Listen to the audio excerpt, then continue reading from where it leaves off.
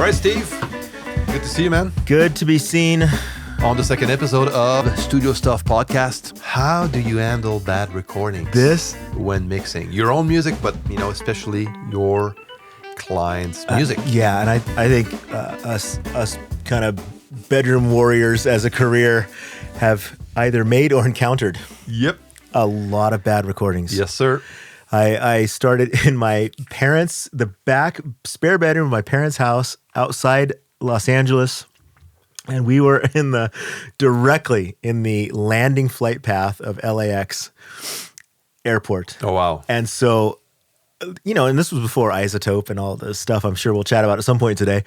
But it was, literally, there'd just be this point where we're like, plane, and everybody would just like stop what they were doing because the 747 was going, and those things are loud, and it takes a while. Like they are from where you first hear them to where you stop hearing them is quite a bit of time. It is. And when you've got at that time when you're you got a high schooler with a cello in my parents' spare bedroom waiting for a plane to finally leave the flight. Oh, that's good. Area over the house. So beyond that, lots of bad recordings. Did you start on tape? You missed the tape era? I worked once on tape when I got out of audio school, which I learned everything in the box at that school. And then it was like a friend of mine had a friend of his, that had a studio. Just a brand new studio, and he had like a tape machine, all that stuff. And he asked me, you want to take over the studio and take over a session? And here's the tape machine, here are the keys. And so I was like, I had no clue. And I kind of, I didn't even know how his patch worked and, even his XLR connections and everything. So I instead of using all the established connection paths and stuff, I just passed all the XLR cables across the patio doors, in between rooms. The guy came in, he was pissed. Yeah. He gave me a load of crap. And I just, so you don't know what you're doing? Yeah, I don't actually. I don't. Thanks for asking. I totally don't. You didn't ask me before you left me. Exactly, yeah. Yeah, and then there was for me, I came in right at kind of the 8-track digital ADATs and DA88s and all that. And man, we made a lot of bad recordings with ADAT machines. Just not their fault. They didn't help. I never experienced ADAT as an engineer. Yeah. But the band I was playing with, we recorded, using ADATs and stuff. And the lead singer was the engineer at that time. And he used ADATs a lot. I think I had 6 of those things. Man. And people that lived through that era will understand. But trying to sync, 6 of those things up, and you'd hit rewind to go back to location 1, and one of them wouldn't stop. Oh, yeah. And you'd hear it speeding up, and there was this dash, and everybody that lived through this knows the dive for the power button before it hits the end of the tape and spins your. I think that era between good thick analog and where we are now, there was this kind of weird era where the technology was not helping us make good recordings. At all. No computers. Yeah, at the time, I remember, it was a session I was part of, and the bass player was recording some back vocals. It was everything was on ADAT, and that one time was like, can I have a bit more reverb? But that part was recorded, so every time the engineer backed up to the recording point, we always heard that little part before punching in. Yep. After 5-6 takes, he gets out of the room. He's like, what's happening with the reverb, man? There's so much reverb. Every time the engineer was saying, man, he wants more reverb? More reverb. Good times. But I think living through those eras and even now we're in this time where it's kind of the opposite problem, where stuff is so cheap and easy to record that I find from the mix, especially mix side, when people send me stuff to mix, they were like, that guy will get it later, right? And then you realize you're that guy, and you're and you're later, and now is later, and so there is definitely some laziness, or just don't know better, right? There's but let's face it, there's a lot of you go on YouTube, there's a bunch of videos on mixing. People love mixing videos. Is there really? But is there a lot of recording videos? Oh, I see where you're going. That's the thing. Every time I make a recording type video, I don't get as much views as a mixing video. Yep. You know? Yep. for some reason. So the hard work up front piece. Yes. Like many things in life. Yes. Right? Nobody wants to be the prep chef. Nope. You want to be the guy with the pan and the fire. Or I even read a comment once, I remember, it was like comparing the mix with the masters engineers, comparing their mixes and saying, yeah, but it's not fair because the songs they mix, the tracks they mix, it's like super well produced and it's like super well recorded. They only like doing the final touch-ups of a mix, It's like, yeah, that's the point. That's the point. Everybody should have that problem. We should that always the tracks aim are great. For that. Yeah. Yes. And those guys worked through all the stuff we're talking about. Yes. At some point. They didn't like pop out and like pop their soother out and get great tracks to mix, right? Like it was like they had to go through the jet plane era as well, right? The dog barking. Dogs barking. Oh, the dogs and the dump truck, the trash truck. The stuff you don't hear till later because it's so low, right? So what's an example of a bad?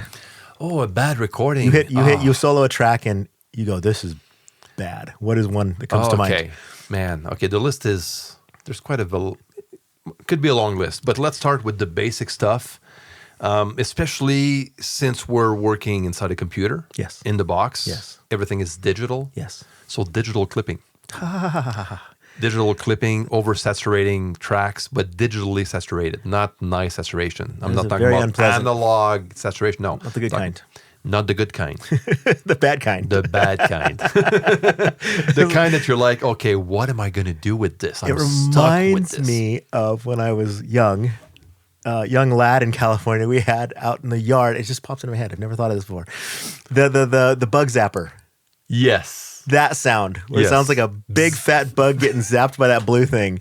That sound, it's just not pleasant. The crackle. Oh, I love that. The crackle ending in death. Oh man. Yeah, that's pretty much and it. In this case, you're the fly. I'm the fly. Yeah. Yeah. So that would be a sign of a bad recording for me, And then the question always comes to my mind. I'm like, how did this happen? How is this allowed to exist? While you were doing the rest of the things and playing on top of that bass track that's digitally distorting for 4.5 minutes, how did nobody go, oh, the bug zapper? You know what I mean? Yeah, totally. Well, I guess that's a whole nother podcast, right? Totally. How does this allowed to happen podcast? But no, the problem is how you fix that. How do you fix it? Now it's on your screen. Because I'm stuck with this. Yeah. You're the lead. That happened recently. You're the guy on the mix I was working on. You're the guy only that's doing one line. One line of the vocal. What did you do? After you cried and yelled at whoever recorded it. No, lucky enough, I had also a bunch of back vocals at the same time. That line was running, some co-lead vocalist also. Yeah. So I was able to tame that down. But I used a tool in Ozone, a restoration tool. Yeah. A D-clip tool. Praise D-clip. That it works. But it was an intense clip, so... Like where you can see it. Yes. Like the little glitches. Yeah, definitely. So declipped helped a lot to reduce at least that amount of effect, the crackle, Yeah, at least. But there was still some left, which I was kind of stuck with, So it's, right at that point, just try to blend that in the mix. And somehow it could sound cool, Yeah. You make it work so it sounds, that's a nice saturation thing going on, And like this episode, not at all officially brought to us by iZotope. At all. Because these are some tools. There are tools now that exist. Yes. Companies like iZotope make a lot of great for restoration stuff. They're great first steps, right? Start there. You still have to do some digging, some hard work. And an amazing, the old school method still works for me, which is a lot of times just go find another place in the song where something is and steal it. Copy paste it. Yeah, that's a huge one. Bass clips, grab it from the other chorus or whatever, right? Same singer, I'll do the same thing. Even if it's like kind of the wrong word, you can kind of get away with some stuff. You could. So there's a bit of that. When there's a lot of repetition going on, it's pretty easy. In my case, for this part, it was like the kind of the vocal throw of the last chorus, which wasn't anywhere else in the song. It's like But there's also a lot of chaos. There was a lot of chaos going on, so that chaos saved me. It's not during the soft first verse. No. Yeah, praises. Yeah, this is the worst. So So yeah, stealing for another part of the song. EQ is another one. Mm-hmm. It's amazing how often. So what would you do? Well, it's amazing how often. Yeah, if not declip, and sometimes for me it's stacking tools, right? Like sometimes something like iZotope will see it as a decrackle. Yes. On top of a declip, on top of a whatever, right? So there's great stacking of tools, and it's just time. Like the answer for a lot of this stuff is just time. There's no preset that fixes. Like when the data isn't there, right? Like you have to create it somehow using other tools. So EQ and inverting phase and like, there's stuff and things. So I think time is the short answer. There's no one answer. And even that in a isn't song. And that isn't a case where you're dealing with a client's mix. Right. Where you can't just re-record that part. Correct. And you can't even yell at them because they're so kind. They're such nice people that gave you this. They should have known. They didn't, but they're so kind. So who do I yell at? It was like one situation, I remember one situation where I had a bass line, a bass recording, where for some reason, I don't know how that happened, but everything was kind of low passed. So the only thing I had from the bass sound was below 250 hertz. That's it. So what do you do then? You can't re-record the bass at this point. Nope. That would be my first thing. Okay, re-record the bass. Yeah. Let's do it, Yeah, do it right. And let's move on, But no, okay, what do you do now? So I had to My wife's already sent me back to the studio. She didn't care. She didn't care. My kids didn't care. Nobody cares. Just me. Just me alone in a room caring. This is the situation. Yeah. I mean, it's just EQ. It's an EQ game for me. Like there's something there you can steal, right? And then sometimes it's for me. In that case, I would kind of find something in the curve that I could get, and then I'd steal a little bit more from that, and then so it's just you build it up. Again, it's time. What I did on my side for this situation, I duplicated the track. Yeah. So, the first original recording was good for all the low end part of the bass sound.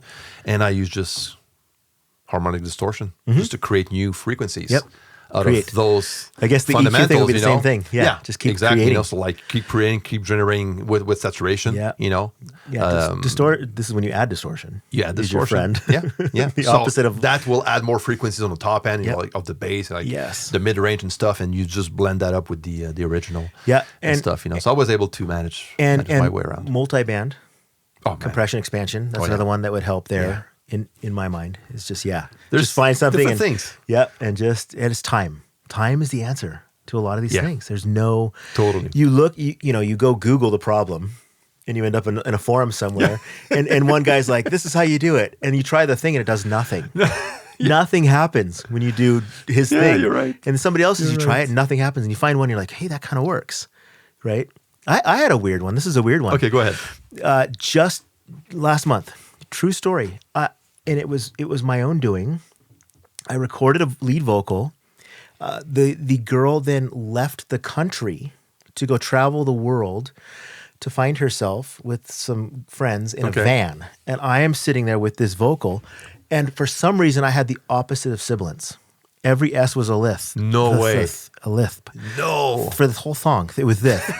And for whatever reason, it passed in the speakers in the room wherever I was when I went to mix it, and I had since moved from the barn to the smaller place. For whatever reason, I hit play and I was like, "Uh-oh!" It was like instantly. It was uh-oh. What did you do? And so it was this whole thing, and I Googled it, and it was a Google. It was buried in a forum somewhere, and somebody was like, and it was in take a de-esser, and then take it all the way to 10 and then invert the phase and then send to it from a bus. It was this whole thing. Oh my gosh. And so I had this reverse DS thing going. Nice. And it was awesome. And then I EQ'd that to be an S, and it was like perfect S's. So much so that it lives on my template now. This whole little thing I created just went into the template. Do you think it's going to ever happen? And I call it the Lisp. The Lisp generator. The Lisp bus. I don't know if it'll ever happen again. Hopefully not, because that was my own. Because that's the first for me. Like that to was hear my that, own doing. It was amazing. I'll have to show it to you next time you're over. It's pretty cool. I was pretty proud of myself and some guy on the internet. That's so cool. Thanks, forum guy. That's man. Okay, so that's one thing. I got another one. Okay, go ahead. Phase. Yes. Go. Phase. Professor. This is like in your more professorial. But when it comes to drums, especially, this is where it's going to happen most often. Yep. On drum recordings, acoustic drums. It's, you can always fix that in the mix, which is not very complicated, There's tools also you can use. Yes. There's awesome That's tools. where I was going with this. I actually don't use the tools yet. I'm pretty sure that if I start using them, I'm probably going to be hooked. Yeah. But I tend to do everything manually. Yep. Like for drums, I'm going to, listen to the overheads first, bring in the kick, bring in the snare, making sure those are punchy and, work well. Yep. And do the best I can with that, So do you typically time align drums? I try not to. So when I first do the phasing, fixing stuff on drums, I'm going to do it without time aligning my drums. A reason is simple, especially when we deal with room mics. Yeah. There's a reason why in a very nice drum room, we have those placed further away from the drums. Yeah. It creates more distance from the source to the mic, which creates a bit more of that room effect. We're off on a random tangent, but while we're on it, overheads to the snare. Again, I start without time aligning. I'm going to switch the phase first, the polarity first, see how that goes. Yeah. And if it doesn't work for some reason, which it happens, I'm going to time align it. Is phase the responsibility of the mix guy or the track giver? Oh, we're kind of talking about problem tracks, but I realize we're kind of talking about something that isn't possibly even a bad track problem. I would say it's the responsibility of the one recording to begin with. So like acoustic guitars, for example. Especially when it comes to guitars. I'm more forgivable when it comes to drums. Yeah. It's a bit more complicated, as long as you have like a good mic placement going on, even if the phase is not, 100% correct, I'm always going to check phase anyways, even if you worked on it or not. For acoustic guitars, electric guitars with 2 microphones, everything that you add more than one mic, you need to check the phase when you record. Like what brought this question to mind when I asked it a second ago, because phase in and of itself isn't bad. You just fix it with a click or a twist. Yeah. It's when phase is permanently that's fixed. the problem. And that's where in my head where I started in my head. So it's like piano, right? You get a piano track where the 2 mics are out of phase. If you flip the phase, they're still just equally out of phase. Yes, exactly. Yeah. Right? So those kind of things. Do you ever mess with like partial phase? Yes. Plug? And that can happen. This could be a good tool. Like I know that E02 has one. I forgot the name of that plugin. Little Lambs. Little Labs. That's the one that I had Little Lambs in my head. Little Lambs. You're sleepy. Counting little lambs. But Little Labs. That's a great one when you can, partial. That's great. Yeah, partial that could be a lifesaver in this type of situation. In the case of a piano recording. That went wrong. Yep.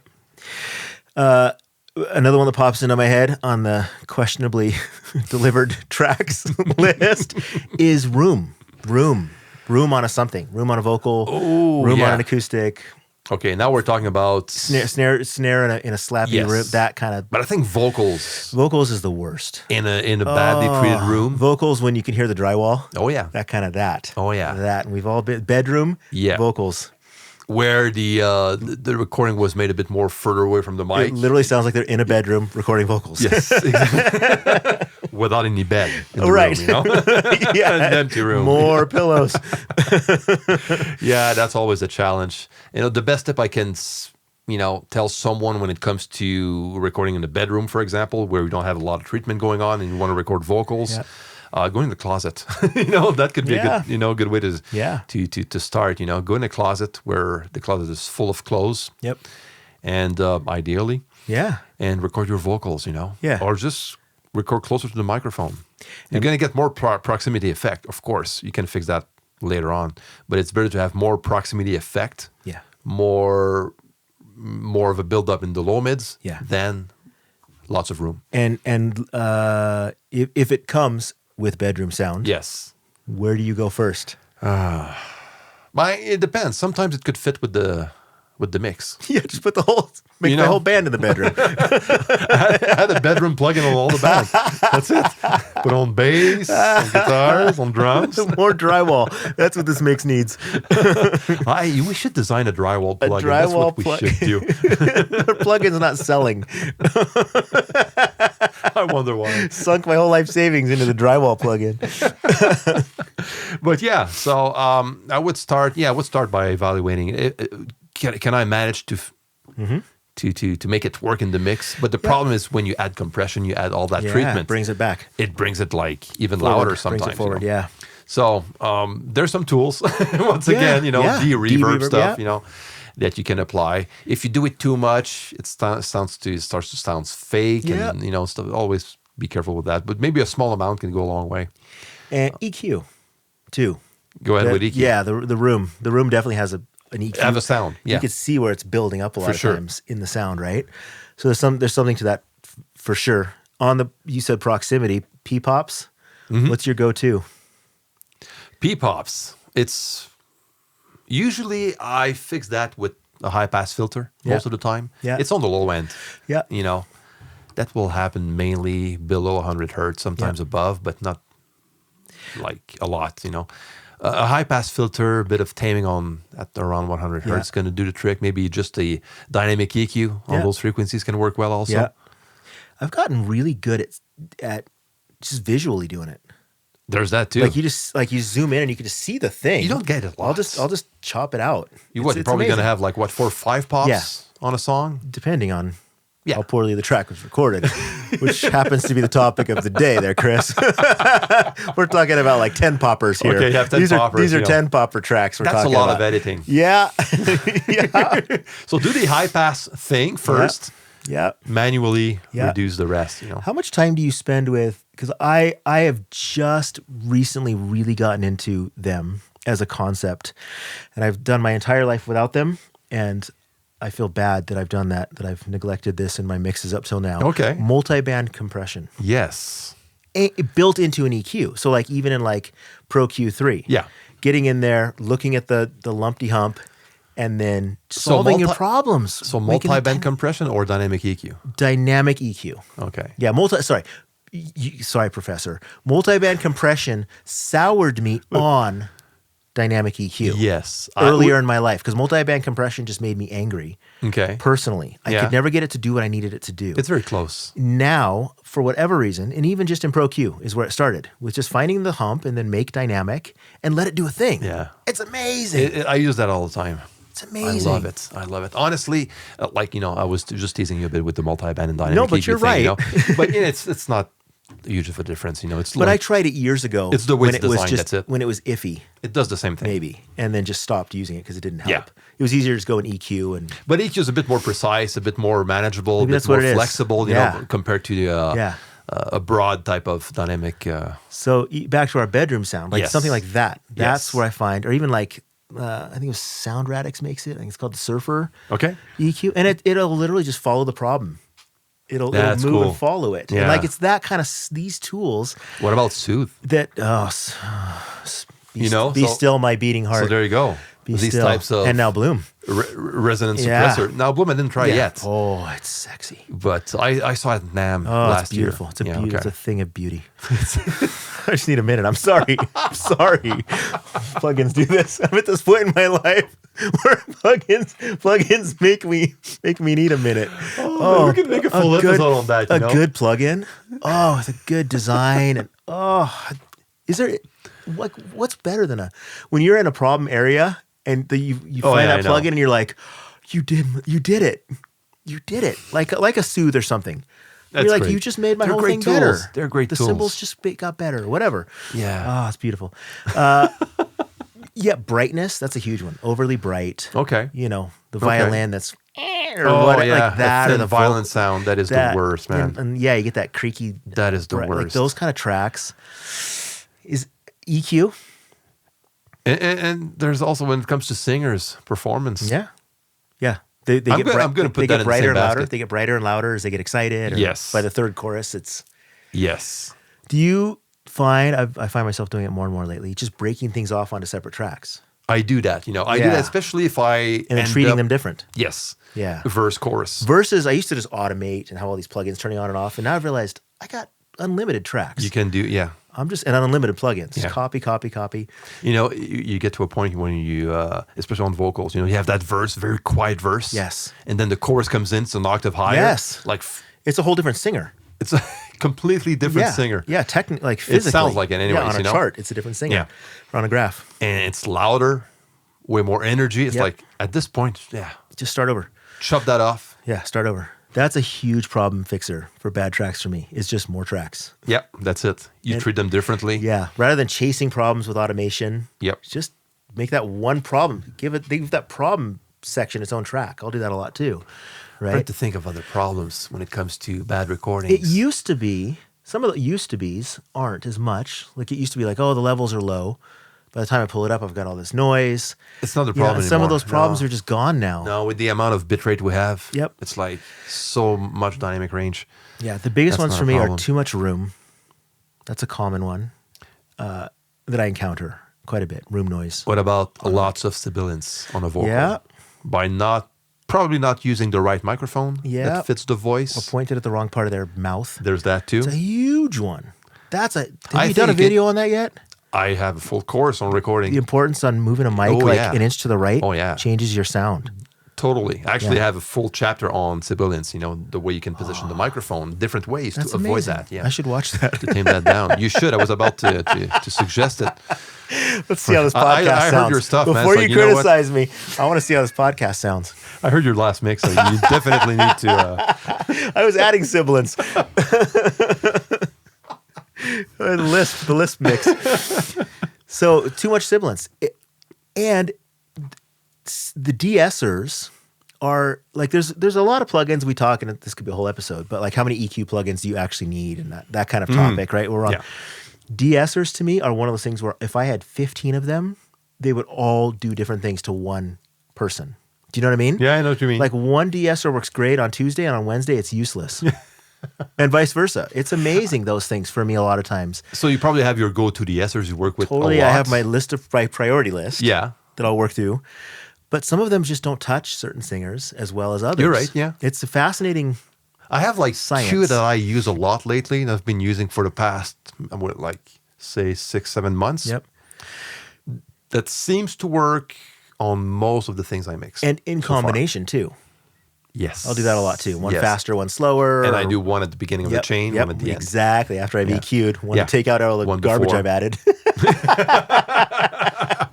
Exactly. One of my favorite de-essers is DSR by Black Salt Audio. Yep. Oh, it's good. It is It's good. It's so easy. And that actually... It's one knob for almost, like, you know. And it was like $1 when I bought it. Right? Like they do this amazing sales, and I got that thing. I got the silencer. Oh, I think because of great. you. I think because of a video you did. Oh yeah. You popped up on Facebook, and I was like, oh! it was like 11:30. All of a sudden, this big beard appears on my screen. I'm trying to watch my talk show, and here's you. I just wanted to see people fall off a trampoline. Hey, you know what? You ended up buying the plugin. I bought it, and then I got on their mail list, and now I have like all their stuff because they just keep doing amazing sales. But yeah, that DSR did change. And so me, it's like that one, Fab Filter, like those two together a lot of times. Is good. The other one I use is, what's the name again? It's the AI type of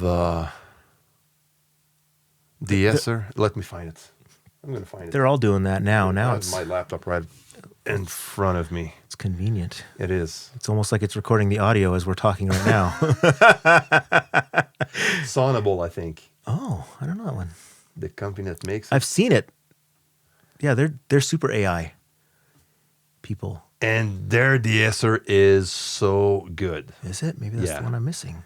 It's called the Smart DS. Well, that's a well-named Smart DS. There you go. The name was so obvious you didn't trust it. I wasn't smart enough to remember the name, but the de-esser is smart. Yeah, so, and do you ever manually... On this one, usually I put it at the front, just on the top of the chain. Yeah. I let it go, tweak a bit, and that's it, Yep. Yeah, there are a couple singers that everyone, I still have to get in there and do the work. Get in there and draw the S's. I do it manually. Yeah, that's what I'm saying. Oh, okay. Yeah, I actually have like a preset a key command straight on my Stream Deck. Wow. Just to like a manual de-esser straight in Cubase. Chop it off. Look at you. That's it. Very fancy. Look at you. One click. Look at you. That's it. Takes me like 3 clicks. Dude, you need to jump on Cubase. Forget about Pro Tools, man. This is where it happens. I have a course. I'll fix it with that. Oh, fix it with a course. Oh. So all that to say that, the important parts, one of the most important part of music production is the recording part. Yeah. The quality of the recording, the right techniques, the right performance. I put that in the same basket. Poorly performed. A bad song, poorly performed and badly recorded. It doesn't matter how many 1176 emulators you got. It's not going to help. It's not going to help. And we have tools. When we talk about pitch correction. The pitch of it's part of the performance. When the singer is way off and the pitch is all over the place. Yeah, there's some stuff you can do. You try to avoid to get to that point too often. But of course, I'm going to use pitch correction tools. From a big picture standpoint, I'm sure we could just rattle off bad stuff all day. Yeah, but from a big picture standpoint, if you get 1 through 10. If our heroes, mix guys, are getting, 9 recordings and then mixing it to a 10 plus, and you get a 2 quality recording, how high can you get it with hard work and plugins and skill? And surprisingly enough, you can get pretty high, but it's going to be way more challenging. That's it. That's all I have to say. More time. Yeah, for sure. For sure. And I find, I think you mentioned it earlier, and it's a great trick. If I get an album of, questionably recorded stuff, that becomes the sound of the album. Yes. And there's a lot of my favorite albums on Spotify or whatever that have that sound over the years, right? Where it's indie or whatever word you want to use for it. And it's emotionally not perfect. For example, Suzanne Stevens. Yeah. I think the album Illinois was recorded with at the lower sample rate in 44.1 by mistake. Yep. Recorded everything with an SM57. I love it. If I'm not mistaken. Yeah. Maybe I'm wrong. Yeah. But one cheap microphone, There's a few of those albums. But the emotional in this album, the arrangement, the songwriting. When was that era? Performance, back in, was it like beginning of the 2000s? Yeah, like right in that, like that formative mix years. Yeah. Right there for me. Yeah, mine was Damien Rice. There you go. Yeah. That album. Just like a hotel room album kind of thing, and it didn't matter. But if it had been recorded perfect, it would have made me sad. But something about it all worked together, right? So there's a bit of that. But it's the performance and the magic of the arrangement and the songwriting. That to say, there is, poorly recorded stuff can be saved if you're intentional about it. And there's communication with the artist, like, hey, I notice you recorded this all with a $4 microphone. Don't do it again. You don't do it again, but are you okay with, right? So, it's not the end of the world to get bad tracks. Yeah. I guess that's the... when you get a bad track from a client, the first thing I do, especially if I know I'm going to work with this client again, I'm going to have a conversation. Yeah. For sure. And that client will appreciate that. Yeah. Just speak with love. Often, yeah. Speak with love. Don't do it immediately. For sure. As soon as you hit play, don't send an email. Sleep on it. Always sleep on it. Sleep on and it. Also, I forgot one other... I would go with the last one for a badly recorded situation where the tracks are overcompressed at the recording stage. Which brings a full... That could also be on a full podcast of its own, recording with effects. Yeah. Do you record with compression, EQ on the way in? Do you keep it clean? Did you overly commit on this situation? Or do you overly commit? Yes. Yeah, that happened once. Yeah, yes. There's stuff you can do, but it's a bit more challenging especially with a vocal. When you get a vocal that is super compressed on the way in, sounded great for the person recording the vocal. Yes. But then you get into the mixing stage. Okay, there's no more life, man. On this vocal, it's completely dead. That becomes the sound of your album. Yeah. There's a couple of things you can't recover from. Yeah, I think that'll be one of them. There's ways you could maybe expand a bit, and tweak that around, but it's gonna be a challenge. If it ain't there, it ain't there. That's the thing. Yeah, my buddy, I was working way back in the day. I was at my studio in Orange County, and I was working. It was like 2 a.m, and I was grinding away on something like that. And my buddy Jeff, who was kind of one of my partners in the studio, walked in. He's holding a beer, and his hair's sticking up, and he just goes, "Buddy, you can't save them all." And then he walked out. And I was like, I was like that. 19 at the time, and it just for some reason it just hit me different when he said it, and I was like, this is it. Like at some point you go, this is the sound of your album. This is what you made, and so love it. And everybody's okay with it, right? At some point, once it's released, love it. Move on. Move on. Move on. Move on. Okay, that was cool. That was cool. I think we have a question. This one was based on a question, actually. This whole topic about bad recordings, but we do have a question. The question of the day: how are you so good in just hearing what you need to adjust in frequencies when using EQ? I'm guessing it's probably a gift and long experience, but I'd like a breakdown of what you're listening for. That may be impossible, but I'm interested in developing my ears to get better at EQ. So first, that's assuming we're good at that. Yeah. to begin with. I'm going to speak based on... That's a big statement right there. Yeah, thank you. I'm going to just speak based on what other people have said. Man, EQ, that we could do like a full series only talking about EQ. There's sure we so will. many aspects will. of EQ. But the question is mainly, what do you listen for when you EQ a sound? First, I'm going to start on this one. I always, on everything I mix, I high pass, low pass, cut the mids, and that's it. Call it a day, bounce, and I'm good. That's after you load the preset, though. Of course. Yeah. You start with a preset. And okay, we're not doing that, okay? No, I think there's forums that say that's how you do it. Yeah. If they say so. If they say so. Question one for me is always, what am I trying to achieve? Mm-hmm, yeah. Right? Like I'm digging around in an EQ, but am I trying to darken it or brighten it, or what am I doing? So that's question one, is what am I trying to do? And so to me, sometimes you just got to stop and think, right? Like I know this sounds weird. I know I got to bring these background vocals somehow and make them louder, but I'm already at 10 and I got to make them brighter. So I make them brighter. Okay, brighter. That's what I'm trying to do, make them brighter. But if I just turn them up, the low end comes too. So do I need to so it's kind of like, what are you trying to do, right? And if I just crank the vocals, there's all the low junk that comes. So start there. High pass. Or headed your way already. There you go. But that's it. What are you trying to do? And then, do you solo or do you EQ in the soup, typically? Oh, that's a good question. I want to make your background vocals brighter. What are you going to do? It's in the context of the mix. Yeah. Yeah, so I'm gonna, in that case, I will EQ with everything on. Yeah. I'm not gonna solo. Solo is good to point out like little things you want to tweak.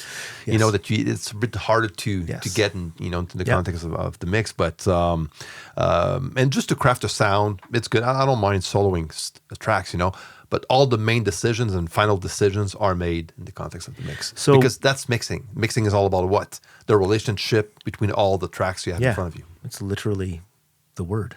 It is. Literally. Mixing.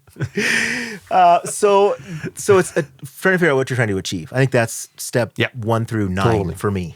And the last step is just doing it. Yeah. But I think and I don't think the talent is in doing it. Like I know brighter's brighter means high means high. You can just scrape around until he goes, oh, that one. And it's not a bad thing to know what are I would say, like the most known frequencies, the frequency that works well per instrument for common, the common moves. So if you know that, if a vocal, for example, is a bit too muddy, okay, you know that you can tweak around 250 hertz, 300, depending on the female or male vocalist, and you can, clear that up. You want to add more the brightness to a sound, you can also shave off the low end, not the low mid, the mid range, the low mids. That will bright up also the vocal. I think the most important thing when it comes to EQ, and a lot of people that are starting mixing are getting confused with that. They see an EQ as an effect. I'm going to add some EQ. I'm going to add frequencies. I'm not going to add anything. You're just going to balance the volume of existing frequencies of a signal. It's volume knobs. It's like a mixing console, a bunch of knobs. Hundreds of volume knobs. Per frequency range. That's it. That's all it does. You're just boosting what is there or reducing the amount of what is already there. That's it. So if you take it this way, I think it's going to be easier to figure out what you need to do. If you have too much of this, okay, you can add volume, more volume out of these opposite frequencies, or, bring down those frequencies and, craft your sound this way. The last thing I would say is to our earlier discussion of tools, something Yes. like a Pro Q, you can see it. You can see now where your sound is Yes. building up. Like there's this huge mound at 300. So Do you think that could be misleading at some point, or I don't. I as think it's a helpful great tool? place to start. Yeah. If you've got if your mat is muddy, and I know around 300 is my mud, I can see the mud. You will. Now. You used to have to hunt and peck forever. You will. Now you can just see it. So start there. Then you're into, do I widen, how much? And now you're into some skill and some trial and error. But yeah, use the tools, man. If it's telling you, They're there. if it's telling you the answer, start there. We don't got to martyr ourselves yet. Try not to over EQ also, Oh, praise that. Nah. you know. Yes. I guess there's a time where you can over EQ, Yeah. but for the most part, Volume's good too. the volume is good. Turn it down. Exactly. You know, so if you end up like, you know, I'm cutting 250 hertz, cutting, 500, cutting the mid range, just bring down the volume at this point, you know? Yeah. I think your sound is just too hot. Yeah. And the other thing to not be afraid of is automating EQ. Oh, I love that. That's a huge one. That's a huge one. I love that. That is your friend. Oh, yeah. Yeah. Yeah. One chorus is different than the other. Just, bypass and unbypass that other EQ. Yeah. So, what to listen for? Listen to the relationship between those tracks together. Focus on the main elements of your mix. Usually, kick, bass, snare, vocals. You're such a drummer. I know. Unbiased for a reason. Kick, snare, Drums and the singer. That's a good and then mix. the singer. That's You got to it. unmute the other tracks, dude. But honestly, if you nail the tone of the vocal and the drums, everything that is in the center, basically. Yep. Every element based, everything that is in the center of the spectrum. If you nail these, the rest is going to be very easy to blend. It's good. I hope that helps. I hope so too. Yeah. So if it does, come back next week. If it doesn't, Come back next week.